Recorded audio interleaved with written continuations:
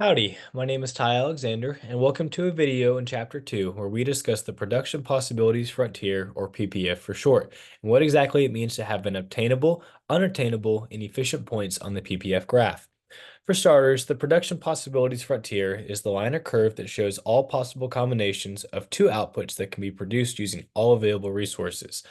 On this graph, we're going to assume that a country is going to be producing the same products that we have in the chapter pamphlet, wheat or shirts.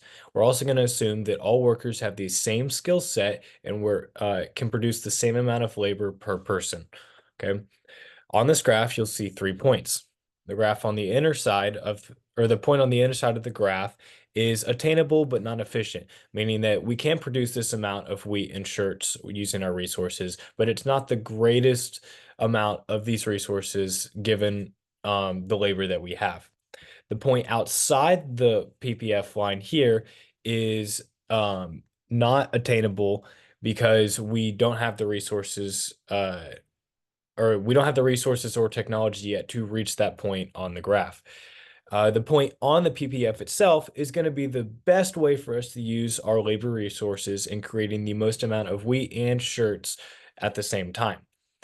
If you look here, if we use all of our resources to create wheat bushels, we can create 100 wheat bushels. But if we use all of our resources to create shirts, we can create 50 shirts. That's why on the Production Possibilities Frontier line, uh, this is the most efficient amount that we can create of both using the resources that we have. Now, talking about shifts in the PPF.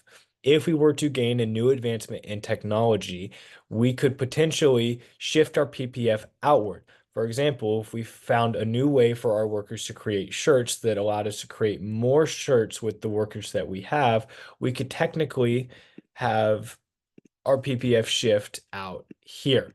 Now, let's say we are now able to create 75 shirts max. That means that our PPF would shift to the right, but still stay here. My line's a little bad, but ultimately, what that would do is make our line less steep.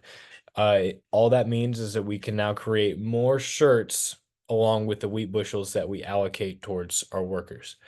You'll find in the chapter 2 book with the examples that we have, you'll be able to do this for yourself, but just wanted to give you guys a little bit of an explanation as to how this all works. Thank you and giggle.